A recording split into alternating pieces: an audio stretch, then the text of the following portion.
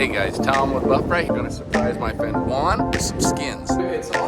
Dude, thanks, buddy. Look at that. That is a big surprise. In fact, let's put him on right now. Let's do it.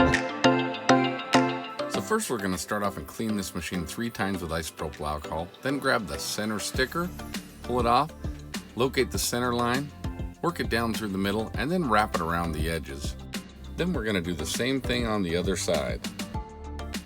Now it's just a matter of getting each sticker and putting it where it needs to go on the polisher. You don't have to press down real hard at this point, because the next thing we're going to do is apply some heat. You're going to notice there's a couple of stickers left over. Those are for your flamethrower lights if you have them. 180 degrees is really where you want to get that adhesive, so a heat gun or a hairdryer is perfect. And there you go. Beautiful. What a difference, and what a way to advertise your business. So check it out today at buffbrite.com.